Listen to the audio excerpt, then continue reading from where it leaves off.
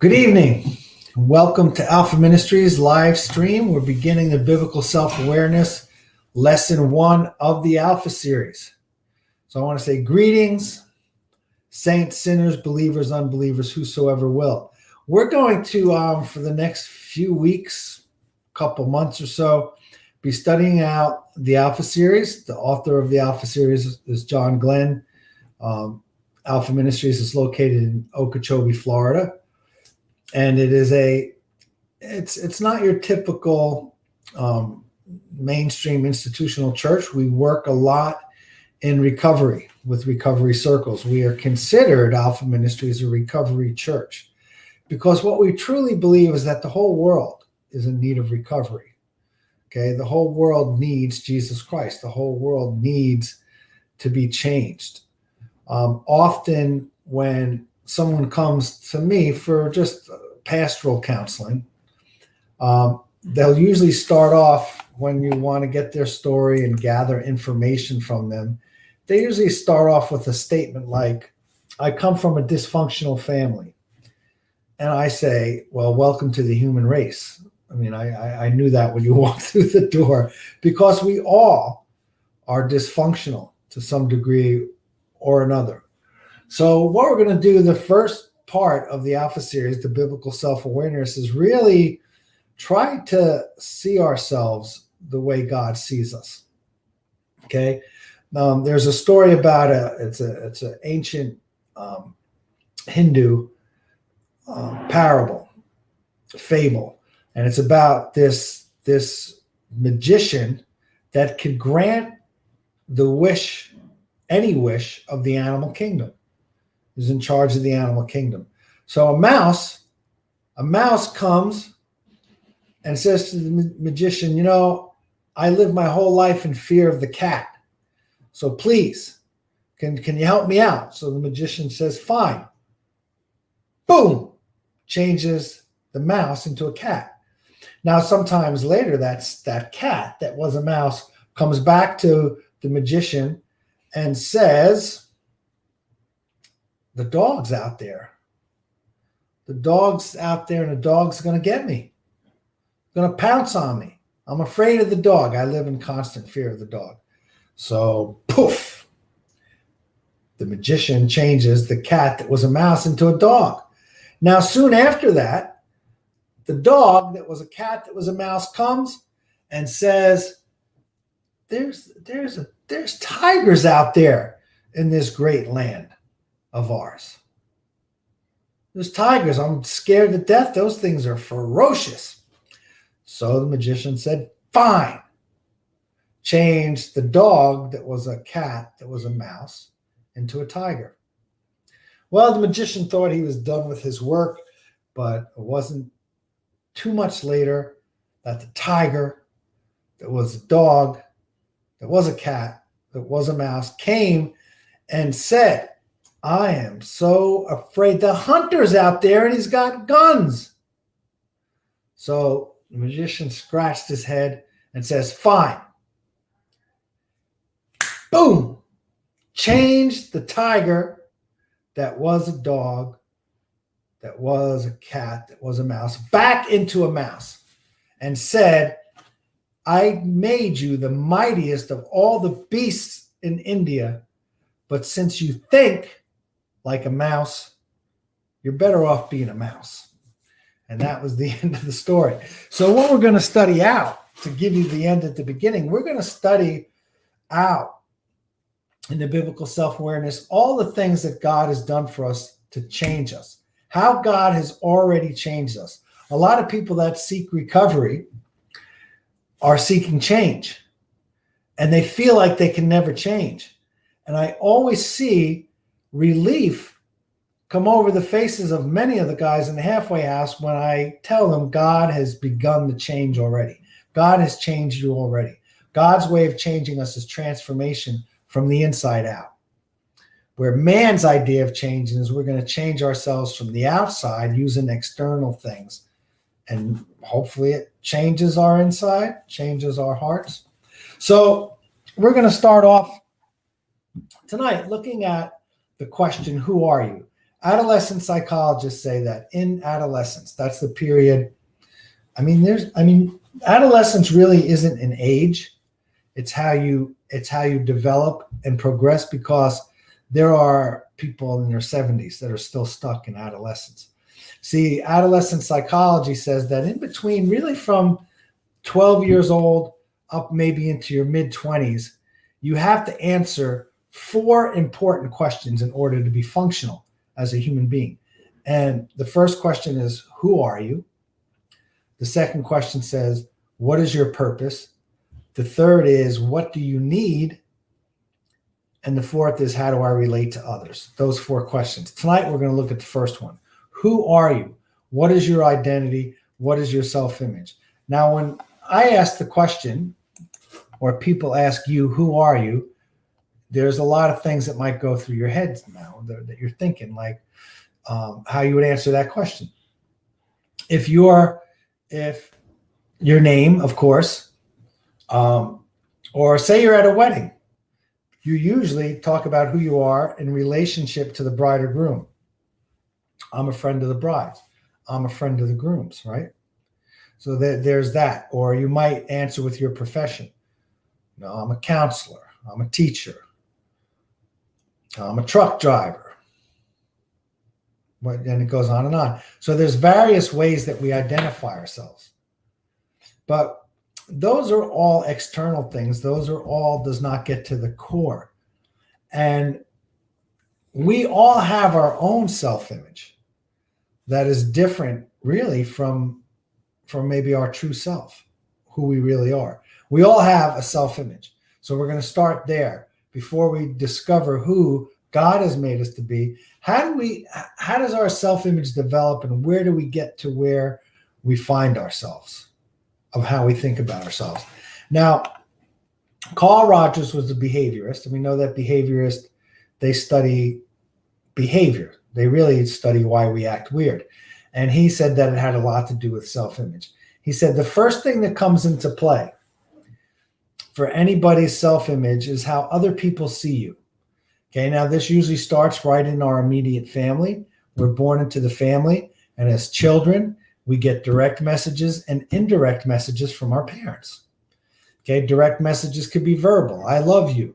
You're special. You're wonderful. Okay, indirect messages could be that, the parent spends time or is affectionate, spends time with you, is affectionate. As you grow and develop, an indirect message could be the parent gives you certain tasks to do and really believes that you're able to do them. Okay, direct messages as we grow could be parents encouraging words. Now, unfortunately, a lot of times, and I don't want to gang up on parents here, because they probably mean well, they probably want to motivate their kids, but some of the direct messages verbally might not sound that nice. They might say, you're stupid, or what the hell's the matter with you? Right? I mean, when you do some counseling and you sit with people in recovery or trying to change, you hear some pretty nasty things that parents can say or do, right? And sometimes it's not the best intentions. It's not to motivate them to do better. My dad, he'd say things like, get your head out of your ass or something like that. You know what I'm saying? To motivate me, get going, get moving, right? Now, those direct messages, unfortunately, hurting people hurt people. There's hurting people, and they say things that hurt, and then people begin to develop a very negative self-image. Now, because of our inheritance in Adam, right? Because of the fall, we're naturally afraid of God, and our tendency is to run from God. And our tendency is always to think, when we think in terms of God, that we're not good enough. That's the inheritance that we have from a sin-cursed world living in sin-cursed bodies. Now, think about that, direct messages and indirect messages.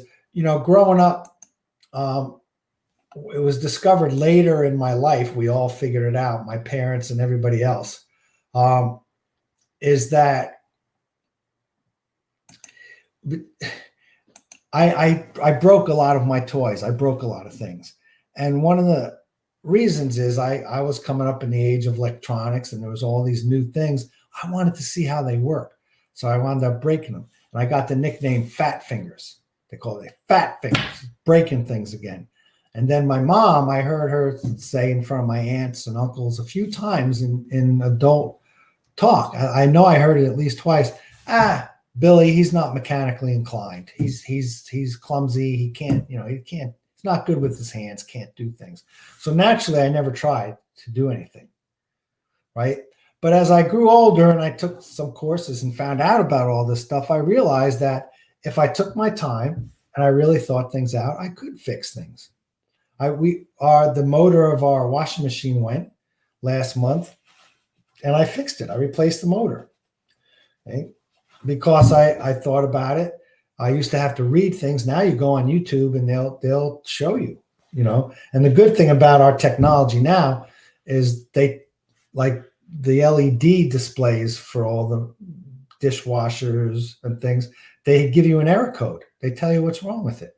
So anyway, I digress. So now, an indirect message, and my mom, we talk about this, so we laugh about it now, is that my mom used to give. She would tell me to do something, and I was a slowpoke, and my mom's very efficient. And then she'd go, get out of the way, you're not doing it right. Get out of the way, let me do it. So that was an indirect message that I can't do things. So anything tactile or kinesthetic growing up, I always shied away from it.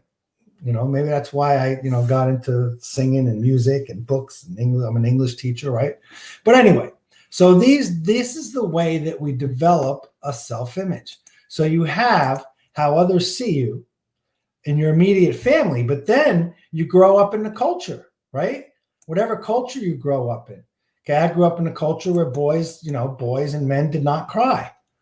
So if you felt like crying, you thought, man, something's wrong with me. I'm a sissy. I'm this, So it's not only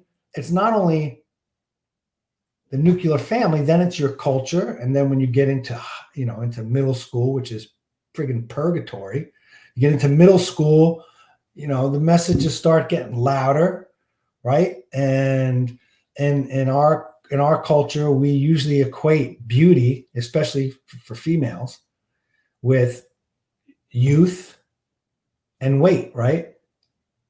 I have a friend, like he'll say to his wife, "Oh, honey, you're beautiful." And she'll say, "Oh, I gained weight and this and that." And he'll say, "I didn't say you were skinny. I said you were beautiful," right? Or, "Oh, I got wrinkles. I'm getting gray hair. I didn't say you were young. I said you were beautiful." See, so in our culture, we have all these bombardments, right? To tell us how other people see us, right? Will give us messages about ourselves. Now, with that, and then you have your natural inheritance from Adam. You have messages that you get your whole life from your culture. And then that begins to play on how you see yourself. So you're already born with a negative view of God and fear of God. And, Richard Rohr says that if we have the right view of God, we'll have the right correct view of ourselves, right? And they usually take care of each other. So if we can really understand who God is and who he's made us to be and how he looks upon us, it would probably solve the whole self-image problem. But notice now that we have how others see us and how we see ourselves. Okay. Now, one of the key verses that we use in the beginning of here in the biblical self-awareness is, as a man sees himself, so is he. Meaning how you think about yourself is going to determine how you act. And I told you, like when anything, like when I started driving, and like if I needed windshield wiper fluid, like anything mechanical, I totally shied away from. And it wasn't because I couldn't do it. It was because I thought I couldn't. I had a bad self-image. I'm clumsy. I break things. I better not get involved. So those two things began to play off of each other. Now, if we were left to just how others see us and how we see ourselves, we're really at the mercy of our own stinking thinking or what others say about us. So we're either going to have to get other people to like us and say nice things about us, which could be exhausting, trying to keep up with that to make sure no one says anything negative about us. And we have to try to really understand what's wrong with us. Why do we think and believe the things we do about ourselves? But there's a third thing here.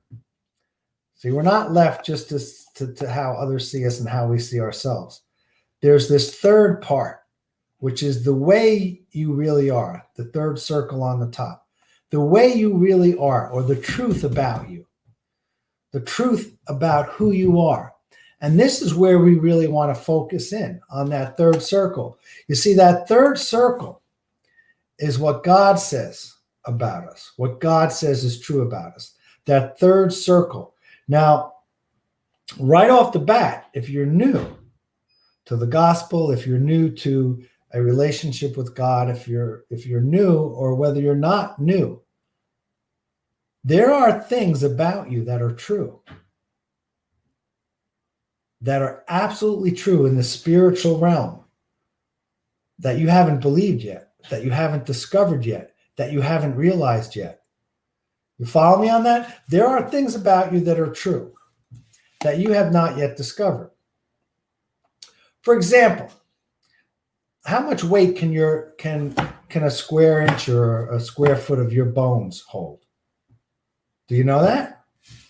Let's see. Oh, that's not it. No. The human bone is so strong that a block of bone the size of a matchbox can support 9 tons. Did you know that about yourself? I bet you didn't. Do you not know and make it not true? No.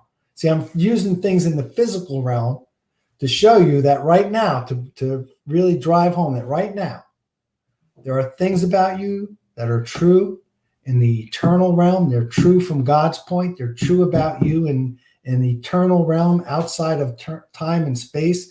Eternal truths outside of time and space are true about you. And you haven't figured it out yet.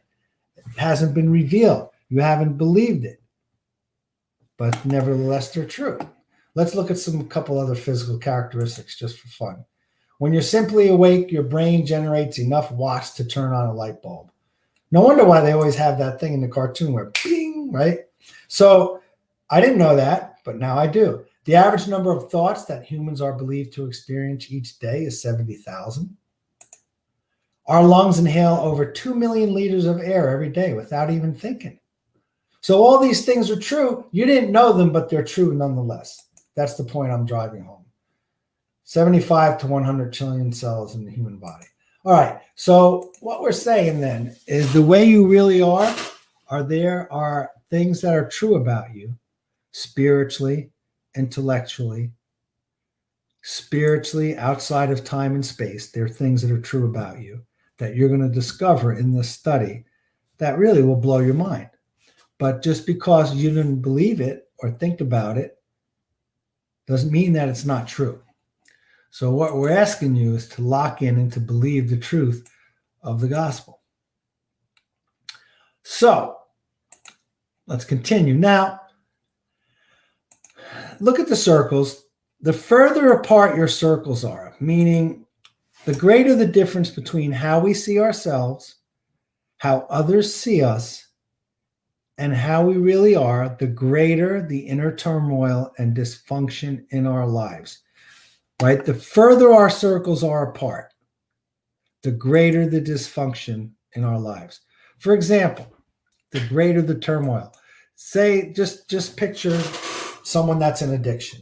So someone that's in addiction is really thinking delusionally. There's nothing wrong with me. I don't have a problem. Everybody around them is looking at them and saying, man, this guy has a problem. And then they don't want to be around the person. And they're saying, I don't have a problem. I can quit anytime I want, blah, blah, blah, blah, right? So that creates a lot of turmoil, a lot of dysfunction, because deep down, too, they're trying to hide. They're trying to fool. They're trying to live a lie, and that gets exhausting. So the greater the difference. Joe Frazier, one of the greatest boxers of all time, he said, You know how when you get right before the fight, you stare each other down and you're psyching each other out and you don't want to look away? He said, I used to pray. He goes, I used to stare straight ahead and pray that nobody would look at my knees because my knees were shaking.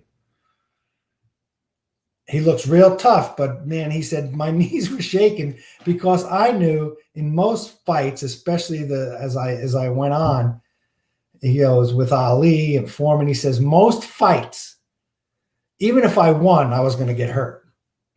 So there was a big difference between how he presented and his knees were shaking. So the greater the difference, the greater the turmoil. Likewise, the closer our own self-image lines up with who we really are, the less inner conflict we experience.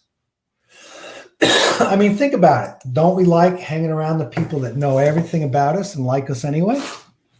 That means our circles are pretty much together. If they know everything about us, our self-image lines up what they see, what we see and know, and they line up, and we feel most at home with those folks, right?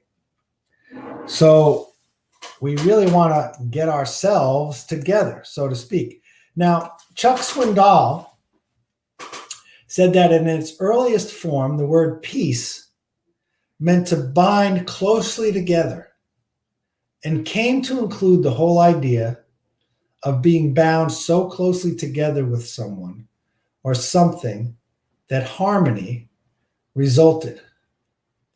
Okay? Now, what we really want to study out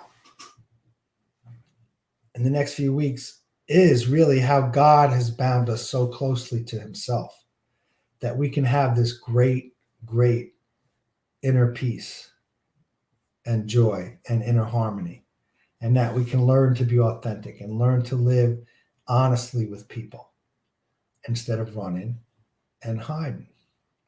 Okay, so I'm going to, in a few minutes, I'm going to bring on friends of mine, and we're just going to have a little discussion about these issues. But I want to just introduce this idea that where do we go to find out who are we? Because there's so many other things that define us and that we can use to define us. Where do we go? Okay. Well, we look at, first of all, what is traditionally called the fall. Okay. The fall tells us how sin and death entered the world and why we get and become dysfunctional. If there's a perfect, beautiful God that created us, why is there so much dysfunction and turmoil in my life alone, yet alone the world? So we go to the scriptures and then we look at God's answer to the fall and the death, burial, and resurrection of Jesus Christ. So we want to lay the foundation, okay, and look just scripturally at who we are. Okay, I want to just off the bat say that we are body, soul, and spirit. And we're going to look at those components quickly. Okay, the physical structure of man is our physical body. Those are the physical nature, the cells, tissues, organs, DNA, body systems, psychochemical reactions, all of those things about our physical features. We sustain the physical body by food, air, water, clothing and shelter in the colder climates. Okay, so we are definitely physical beings. Okay, God made us physical beings. We were meant to live physically in physical bodies. We weren't meant to just be spirits that float around. And eternal life is not just spirits floating around. We are going to be physical beings in physical bodies. So that's the physical nature. Now, the psychological nature is what is traditionally called the soul. That's our perceptions.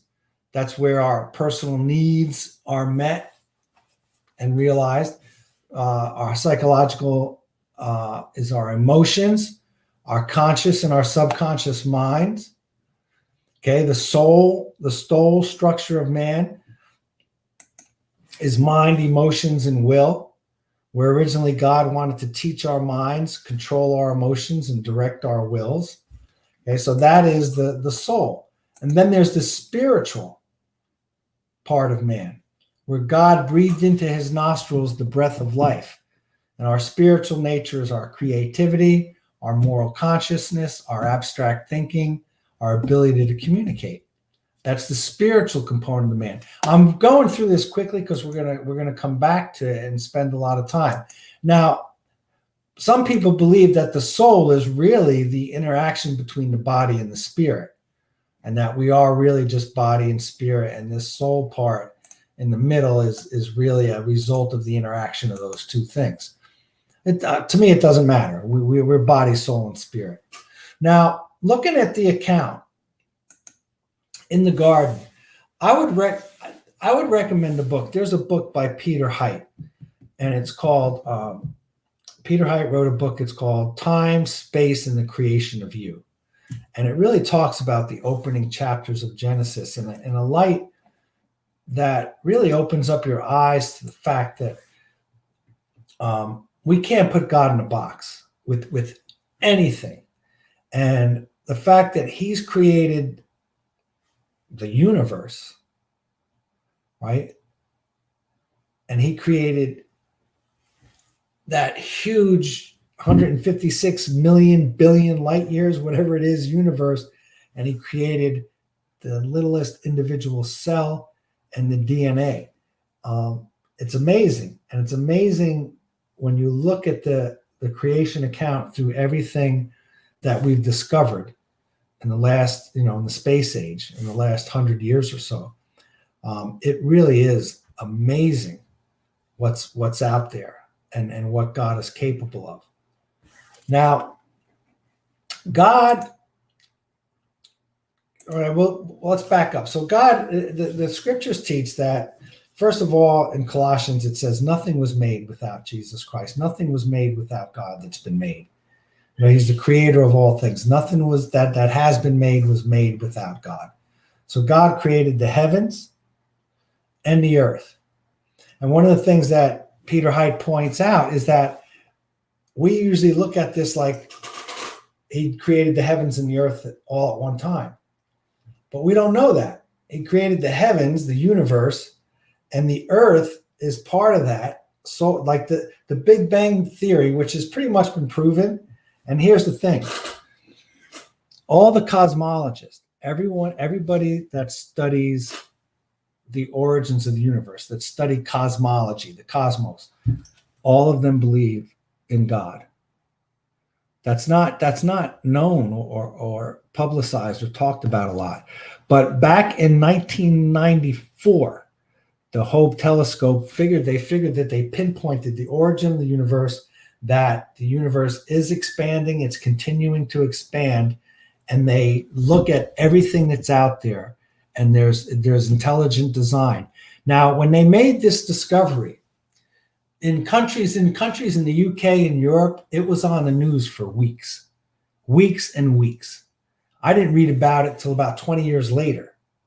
And they said when it was on the news for weeks in other countries, it got about a 10-minute segment at 11:30 at night on Nightline with Tom Brokaw or one of those guys, right? So they didn't give it much credence, but Hugh Ross in his book The Creator of the Cosmos says there's really no atheist amongst the scientists that study cosmology, right? So one of the things that Peter Hite points out is that as the universe expanded, the heavens are created, the earth had to take form, and it was formless and void, it says, and the Spirit of the Lord hovered over it and then brought life onto the earth.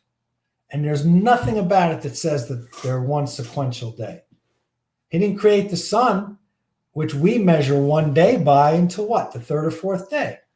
So the way God did all this is amazing. Think of God as the perfect scientist.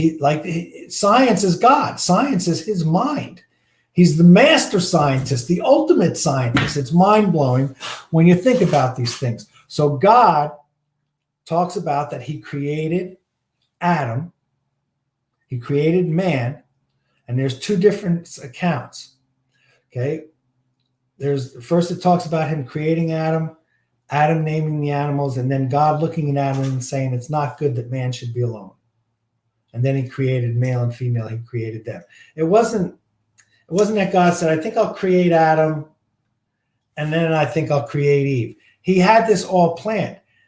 For his purposes, he set it up and reports it the way he does, because when he says it's not good for man to be alone, he wasn't talking about that Adam was lonely without God.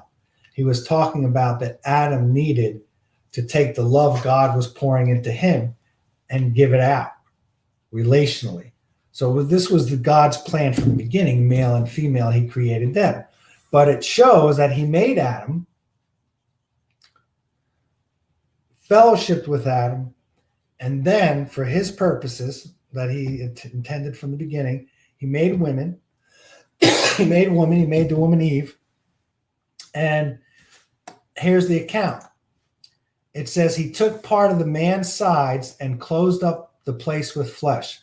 Then the Lord God made a woman from the part he had taken out of him, the man, and he brought her to the man. Okay, so God made Adam and Eve, and it says that, so he created man in his own image. In the image of God, he created him, male and female, he created them. So here you see God's purposes, man, woman, and offspring. Okay, and we see the relationship there, the relationship of the Trinity that mirrors God.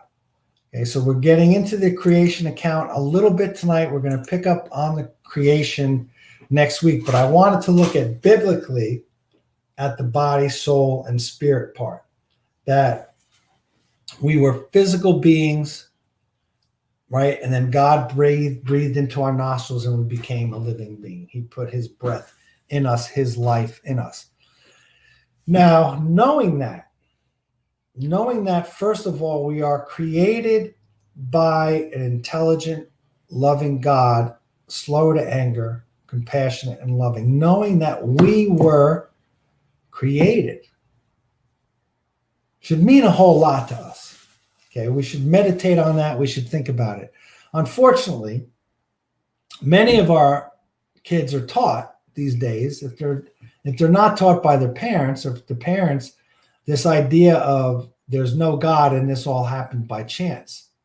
And a student said it so well to me once, years ago.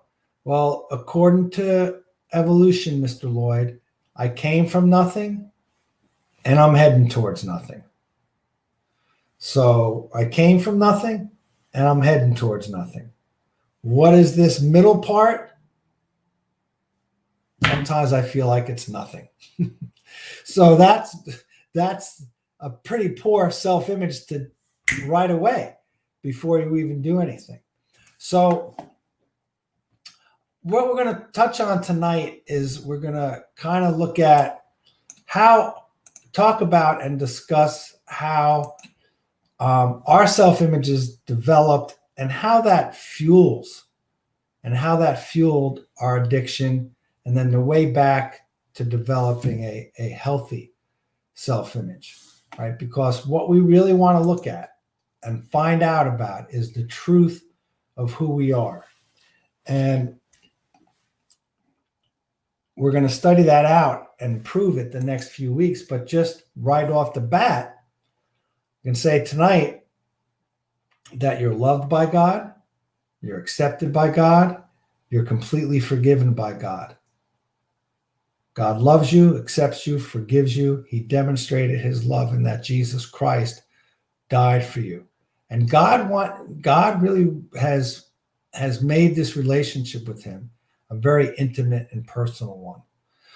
So hold on to that now. We're looking at how the problems really developed and how a poor self-image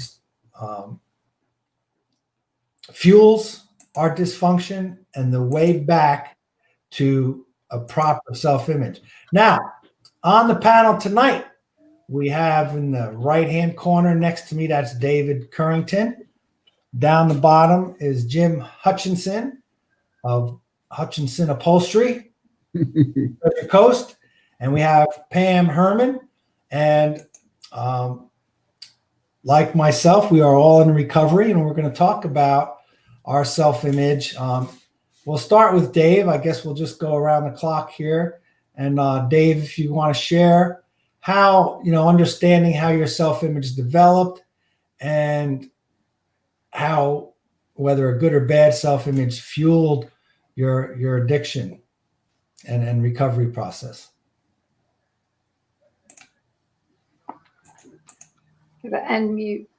Unmute Dave. I unmuted him. Okay, sorry. Thank you all for letting me be a part of this class. I really appreciate it. This teaching, the whole series is incredibly important to me, and it's meant a whole lot in my life, changing my life.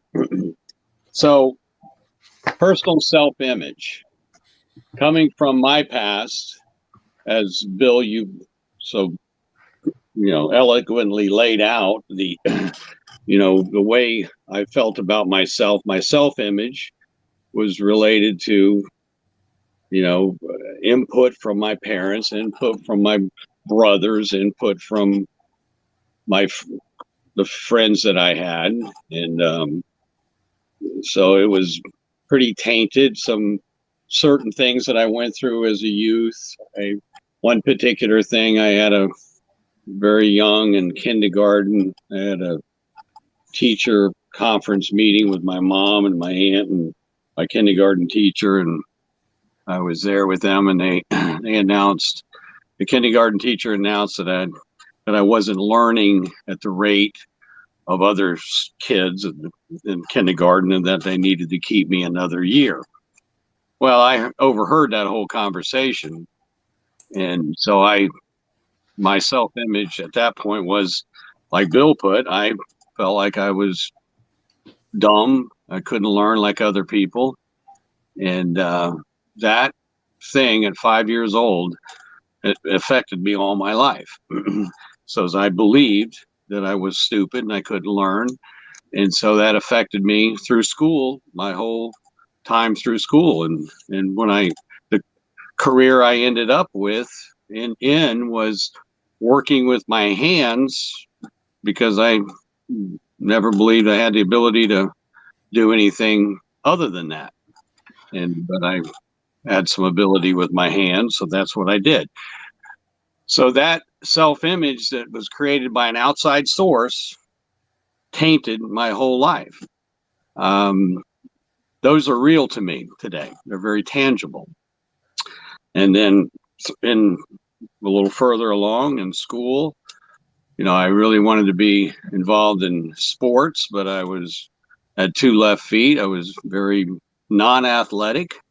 Didn't have any kind of athletic skills, but that was what I wanted to be a part of. But I couldn't be a part of it because I was looked on as, the least one to be asked to be a part of a football team, a little football game. I was the last one called because I didn't have any talent. So that self-image was that I was not able to play sports. I was no good at that. So I had a very poor self-image. I was in reference to that. So I always classify myself as I had no identity. I had nowhere I fit in. I didn't fit in academically. I didn't fit in the sports. I didn't have any desire or interest in music, anything like that. So I had a very, very, very poor self-image. And other people, and their image of me was kind of match my image in reference to some of that. So those things affected me severely. And, and then starting to learn about this Alpha series and this particular teaching, which is the beginning, opened my eyes to the fact that, that those 2 aspects of how I see myself and how other people is what motivated everything I did in life. I wanted to do whatever I was doing, working with my hands, to get your approval, to say to me that, yeah, you do nice work with your hands and woodworking and what have you. So those became very important. It's what drove me. An inability to react and interact with people because of very, very low self-esteem and low identity. I on a physical aspect, Bill brought up the physical component of the aspect of body, soul, and spirit. I have a body that started off, the body I was given. This is what I say about my disease of alcoholism, is I had alcoholism before I ever picked up the first drink. But when I picked up a drink, it lowered those negative self-talk about how I saw myself, how other people saw me, and it gave me the ability to enter into things and took away those fears and those anxieties and stuff, where alcohol became my best friend because it relieved that, and I could interact with people, and I felt like I had some kind of, it's a false worth and a false identity, but the alcohol gave me that. It's kind of a word, they use the expression spirits, meaning the alcohol is spirits. Well, for me, and I think most alcoholics will say the same thing, that alcohol worked. It helped. It took away those those negative things and gave me the ability to enter in. It worked for a season, but then it turned on us, or turned on me, and it started becoming my worst enemy. So I'll kind of leave it there. Just how other people think of me, how I think of myself, is a driving force that I believe is in every walking human being on the face of this earth, and the identity that we're about to learn about in these classes will radically change that. And Bill touched on this a little bit. When that identity starts being revealed to us of who God has made us to be, there is a peace that passes all understanding. That anxiety and that self-talk and stuff starts dying out, because you start realizing that you are somebody, that you are loved, you're accepted, you have meaning and purpose. So I'm going to stop there. Thank you. Yeah, you hit on it. You hit on it pretty good. You said that you basically had no identity, didn't know where you fit in, and then eventually we'll fall into the performance trap. I held back on a couple of things this week because next week we're going to address needs, and your personal needs and your identity are two sides of the same coin. And because as I was listening to David talk, that just more and more I see that our worth, our identity are just two sides of the same coin. So when we go and start talking about needs next week, we're not jumping onto another subject. We're talking about the same thing.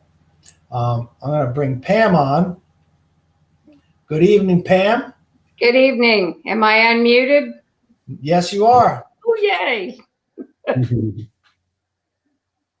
Thanks, Bill. It's good to be back. As you were talking this evening, I'm going to play a little different role in this, just I guess as a point of interest.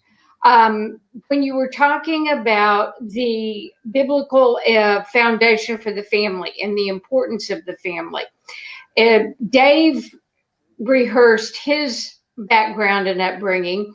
Mine was a little different, and I bring this up just to show that it doesn't really make a lot of difference. I had a lot of positive affirmation from my mother and my grandmother, particularly when I was really young.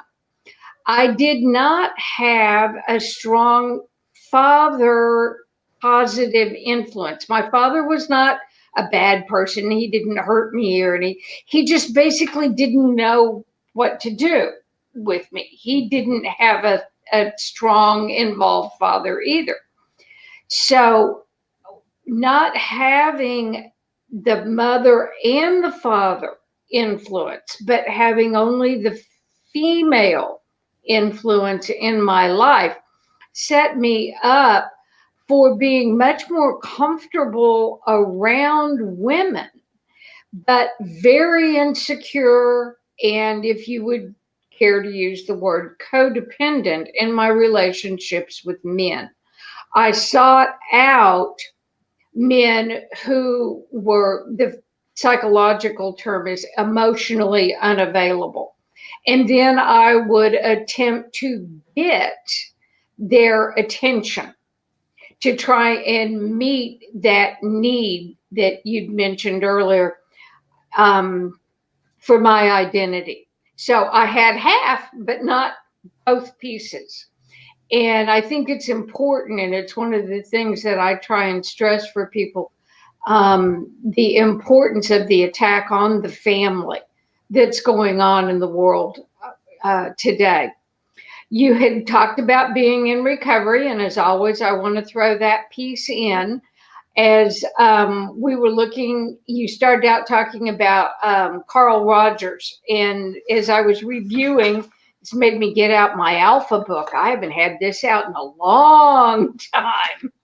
As I was looking at this, the first thing that jumped out at me was exactly what you started with, and that was the paragraphs about Carl Rogers and the images and the quote, and you had it put up there, that said, likewise, the closer our self-image lines up with who we really are and ultimately how others see us, the less inner conflict and healthier we become. But the greater that turmoil and dysfunction is in our lives, and using my word, the greater the stress is in our lives. So while addiction is a biological, genetically predisposed chemical imbalance in the brain, it is fueled by stress. So when we have that disconnect between how we see ourselves and how our performance, that causes stress. And when you have a foundation that's built on from childhood, and in my case, the disconnect really started when my behavior, when I was using drugs and alcohol, did not fit that responsible, positive self-image that I received from my mother and my grandmother. The big book addresses this specifically, and it doesn't really matter which side of the coin we come from. In More About Alcoholism on page 30, it says, no person likes to think he is bodily and mentally different from his fellows. Therefore, it is not surprising that our drinking careers have been characterized by countless vain attempts to prove that we could drink like other people. And so it recognizes how hard it is for us to live with ourselves when we see ourselves as different from other people and different from our own self-image. When we work the steps, this is pretty commonly used in 12-step program, that steps 1 through 3 restore our relationship with God, which, Bill, you said, that's the place we have to start. We don't start on the outside. All the years that I worked in a treatment program, the first thing everybody wants to do is go out and restore the relationships on the outside before they've done the changes on the inside or their relationship with God. The 12 steps start us specifically with that relationship with God. Then it moves us through steps 4 through 7 in our relationship to ourselves. And then 8 through 12, the steps talk about our relationships with others. So a 12-step program falls right into the pattern that God laid out for actual personal change. Granted, a 12-step program, particularly as it's practiced today, doesn't have anything to do with who we are in Christ, but at least it does recognize the importance of that spiritual connection and the spiritual relationship that has to be established before we can actually move out to begin a healthy relationship with ourselves or other people. I also, just one more comment. I was tickled with the way you were talking about the evolution or the evolution, I've heard people call it, where you believe there's nothing. And I've heard it said, and it's my position on it, and that is the more you find out about the way we're fearfully and wonderfully made, harder it is to believe that. I've been in healthcare most of my adult life. And the saying is, it takes more faith to believe in evolution than it does in creation, once you know enough about the human body. Thanks. Yeah, very good, Pam. One of the things that you touched on in the, I think most of you know, last on January 7th, my dad passed away, and I was up in New Jersey, and we had a memorial service for him. And as I listened to some of the things my sister was saying, I thought, you know, that it's typical. You talked about that. You didn't necessarily have negative messages growing up. And I always wonder, like, who was there to catch certain people in their lives. So my sister, they spelled her name Patty, P-A-T-T-I. And when she went to school, she had, I think she said, 2 other girls, and they both spelled it P-A-T-T-Y. And right away, she thought something was wrong with her. And she came, right? You see how we do these things to ourselves? And there was another, so my sister went home, but see, my dad was there to catch it. She said, "Why did you do that? What, you know, what's wrong? You know, why aren't I like the other girls?" And my dad picked her up and looked at her in the eye and said, "Because you're different. You're special. We spelled it that way because you're really special." And so then the lies went right out of her head then, you know. I remember counseling, another idea of how we do this to ourselves. There was a mom, she brought her son, she, you know, from the church. She wanted me to talk to him, and, you know, the parents got divorced. And one of the things he said, as we, you know, he opened up, that it's my fault. So I knew and sensed that he said that before, and people automatically said, "No, it's not your fault. It's not your fault." So I said, "Well, what did you do?" And I went along with him. "What did you do?" Well, as it turned out, the message he got in his head is when he looked through his mom's photo album, he saw pictures of her mom when she was younger and she was smiling and happy. Then pictures of mom and dad together when they were dating. They're smiling and happy. They get married. They're smiling and happy. He comes along. There are no more pictures of them smiling and happy. So automatically he projected all that onto himself. So there's, you know, we have enough with our own minds to deal with all the other messages that we get from the outside.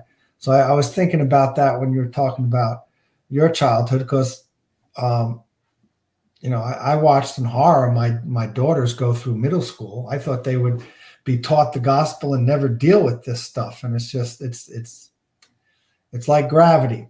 So now we have someone new, hasn't been on the panel in any of the classes. Glad to have him here. Jim Hutchinson, who's been patiently listening the whole time. Hey, Jim. Hey, can you hear me? Yep, we can hear you fine. Well, I can relate with all of you. My story is a little different.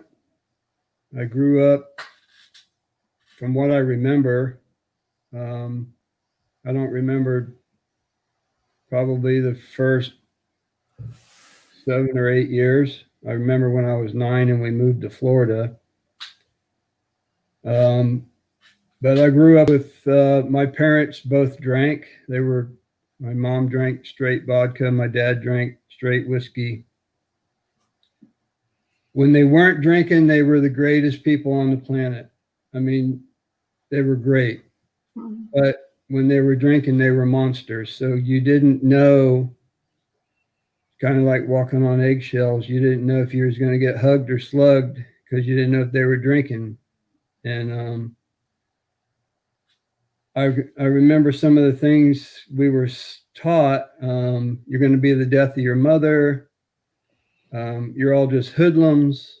You're never going to amount to nothing.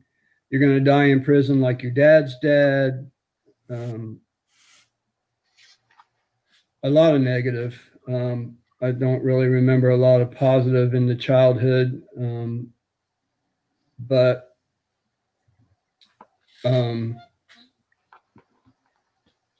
so I grew up basically with no identity. I've learned that the first 5 years in a child's life is the most important. That's when they develop an identity. Me and my two sisters didn't. We kind of always took care of ourselves. The parents were there, but they weren't there. So, but then again, it wasn't all bad. You know, there was a lot of bad, but there was also a lot of good. But needless to say, I grew up with no identity, which made me a prime candidate. I ended up being an approval junkie. I would be whoever you wanted me to be, just accept me and approve of me. Let me fit in. Because even now, I really don't feel like I am like anybody else. I don't really fit in. I've always kind of been a loner. I have a really strong relationship with God, and I'm okay with that. I'm not really. I don't talk a lot. I'm really more quiet. I'm a good listener. I listen more than I talk. But the approval addiction got me into a lot of trouble. I was in and out of jail and trouble a lot. I've faced 15 years twice and 20 years to life once. And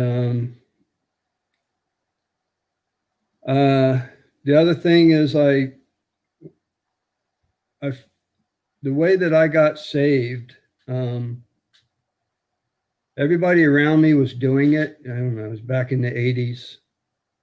There was some kind of revival movement thing going on, they called it. And everybody around me was getting saved. My sisters got saved, and I'm noticing everybody around me. So it's like, well, if there is a heaven and there is a hell, I damn sure don't want to go to hell. So, yep, I believe.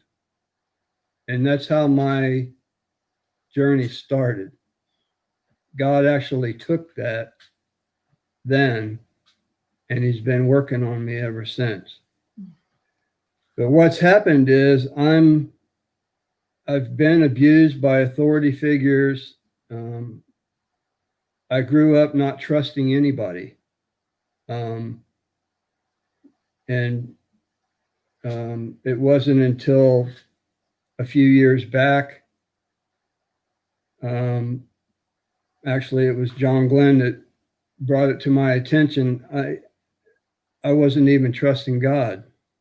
I thought I was, but I really wasn't.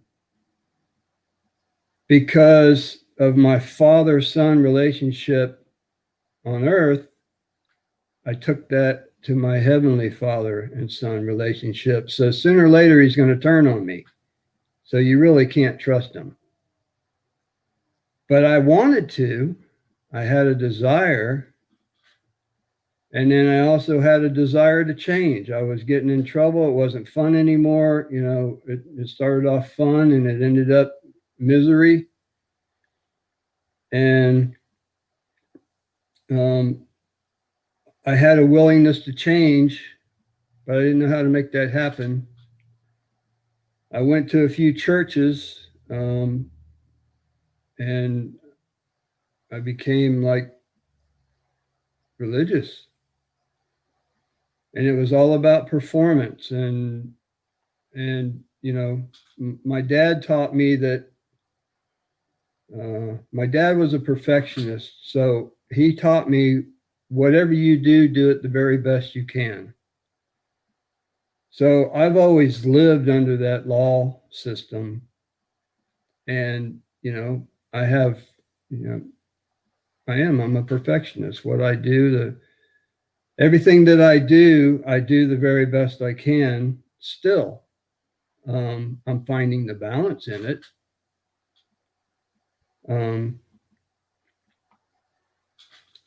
But the perfectionism, it kind of fueled, it kind of makes it worse because when it comes to trying to believe in God, I'm going to perfect the Christian walk, or I'm going to try to behave myself perfectly to be accepted and approved. Well, we all know that that doesn't work, and I ended up crashing and burning. It was 1990. God put John Glenn in Alpha Ministries. I heard the Alpha series for the first time, and I knew right then it was the truth. So I started pursuing it. It's been a long, hard journey for me. I'm one of them hard-headed people that you could try to tell me, but I really need to experience it for myself before it becomes real. I may come back to you and say, yeah, you were right. Thank you for that. But until I experience it for myself, I really don't trust or believe. So I've actually brought that into my relationship with God. He loves me enough, thank God. I make him prove himself to me, because honestly, I'll tell him I don't believe it. I want to believe, I want to, but everything in me won't. It's scared shitless. So thank God that he shows up in my life. I've prayed for eyes to see and ears to hear, and mind to perceive and heart to receive. So it's the eyes to see and ears to hear. That right there. And I've been praying. I learned that God is love. So I associate pain with love. So I let it in so far, but then that's it, because it's too risky. So I've actually been running from love. Well, really, I'm running from God, because God is love. So I want to know him. I want him to reveal himself to me to where it's beyond a shadow of a doubt. I want to know the love of God that passes knowledge, because up here, you think you got it. And it's, until you experience it, it's just hearsay. You just read it or you heard somebody say it. So God's been showing up in my life. 6 years ago, I ended up getting this house. Everything that I've ever tried to do failed. Anything that my wife and I invested money in, we lost. So,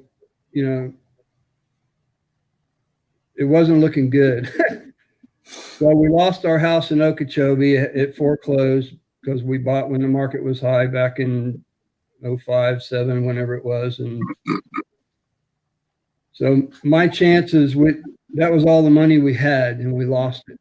So my chance of ever owning a house was done, Well, come to find out,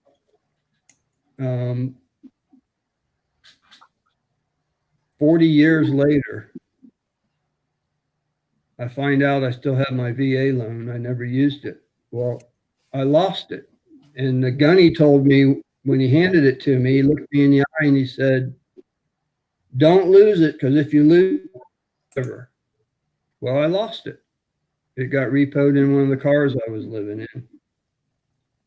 So I thought it was gone forever. Anyway, long story short, I still had my VA loan, which the government guarantees down payment, whatever. So that's how, okay, it was 40 years later, God showed up. Okay, I'm talking to the guy on the phone. He takes my name and my social. Oh, yeah, I got you right here. I go, you do? He goes, yeah, you qualify for the max. I go, the max? What's that? 417,000. Of course, your income has to, you got to be able to, your income's got to support that. But that's what the government, because I earned it. Okay. Anyway, I thought it was gone. Anyway, I get off the phone. I start crying because I just can't believe it. And I heard the Lord say to me, you didn't see that coming, did you? And I'll never forget it. But that was the beginning of God. That's 6 years ago, answering my prayer. He's showing up in my life and he's revealing himself. He's opening my eyes to see him and my ears to hear. And that's really what's changing my life. Absolutely. So it's nice to listen to other like-minded, because you don't, you go out in the world, you're not hearing it, or you watch the news, you're not hearing it, you know? Yeah. So Yeah. I work by myself most of the time. I kind of have, I'm like the silent witness or something. It's God puts people, I'm telling you, he just puts people in my path. I like it because when I'm sharing my testimony, or I'm sharing the gospel with somebody else, I get to hear it from myself again. Yeah. Yeah. Well, I was taught that the teachers are the most screwed up. We need to hear it the most. That's why we're teaching it, so we can hear it all the time. Well, that's me. Yeah. Yeah. Anyway, I'll quit. That's why I think God has me teaching it, so I don't forget it. Absolutely.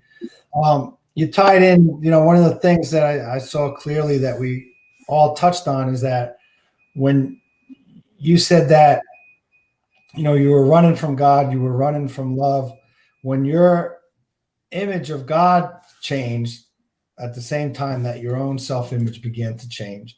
And that's one of the things that it's going to feed off one another. The entire series. I'm starting to find out who he's created me to be, and I like that person. Yeah. I'm starting to like who I am, and that's everything is changing now. Yeah. So, yeah. Yeah. Good. I just want to, before we wrap it up, thank everyone for joining in. I like what Dar said here. And that's almost a quote from the upper room in John 13. It said Jesus knew, where he came from. He knew who his father was. He knew where he was going back to God. The fact that phrase that we're going back to God, that's very meaningful to me, especially at this point. But we had a lot of good participation tonight. Thank you, Tammy, for joining in, for Wendy, Glenna, Grandma, Lester, Crystal Sims. Thank you, sweetie, for joining in.